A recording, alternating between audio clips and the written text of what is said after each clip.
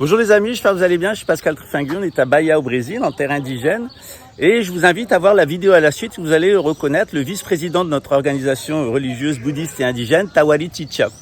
En réalité, ensemble, nous avons construit un dossier d'accusation contre le réseau bolsonariste ici, des réseaux policiers et militaires qui ont conduit à l'assassinat d'indigènes dans le cadre d'un vaste trafic de drogue que j'ai d'ailleurs dénoncé ici. La police est parfaitement au courant de tout. Les investigations étaient faites. Donc on a un réseau qui couvre ici un certain nombre de territoires qui sont organisés par des policiers militaires principalement et un certain nombre d'autres fonctionnaires qui sont orientés sur le trafic de drogue et l'assassinat. Et c'est ce qui s'est arrivé à Rio de Janeiro.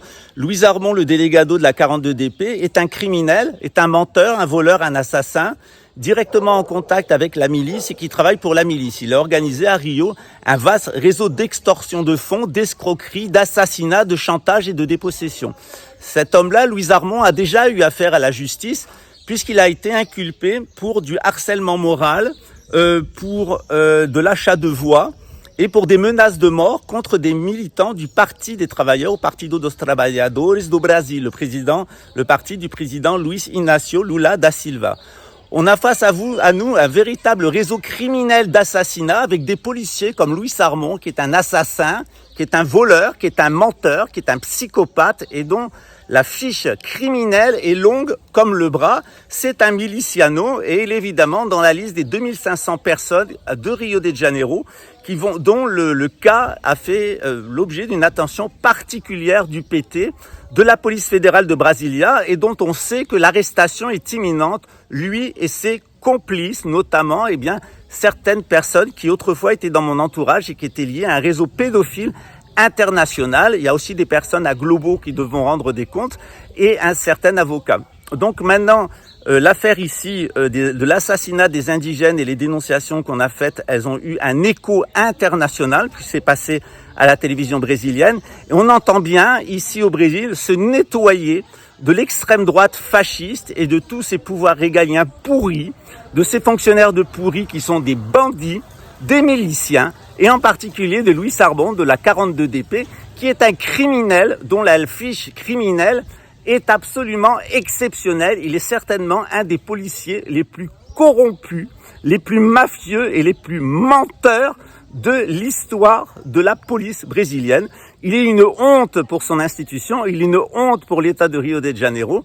Et les semaines à venir risquent de nous réserver des surprises quant aux suites données à ces policiers et ces militaires impliqués dans le trafic de drogue, les assassinats et les extorsions de fonds. Vous savez que Jair Bolsonaro est maintenant inculpé dans le cadre d'un vaste trafic de drogue, puisque sa propre carte de crédit du palais présidentiel était utilisée par un trafiquant de drogue international qui appartenait à la police. Voilà, donc je vous laisse découvrir Tawari à la suite et vous verrez qu'on a très bien travaillé et que nous, on continue de notre côté à aider autant qu'on peut les autorités brésiliennes à nettoyer le Brésil d'un pouvoir régalien particulièrement pourri dont le faux messie Jair Bolsonaro a été l'incarnation. Et puisqu'il était leur messie, nous allons le crucifier et nous sommes en train de le crucifier internationalement puisque c'est la Cour pénale internationale qui l'attend pour le génocide des Brésiliens et le génocide des Indiens de Romeira. Et on va voir si les disciples de Jair Bolsonaro, en particulier Luis Armon, vont le renier pour sauver leurs fesses et si leur faux messie va ressusciter et monter au ciel. C'est évidemment une chute aux enfers qui attend toute cette poignée d'assassins, de voleurs, de trafiquants de drogue et de bandits de la zone ouest de Rio de Janeiro. Organizações indígenas do Nordeste, Minas Gerais e do Espírito Santo entraram com essas solicitações na ação de Comissão Interamericana de Direitos Humanos. Eles fazem uma série de pedidos. No que diz respeito a esses assassinatos, pedem a garantia de uma investigação rápida a respeito do tema, levando em consideração a principal preocupação, que é a grilhagem de terra na região, que tem sido a principal causa de ameaças e também de mortes de indígenas.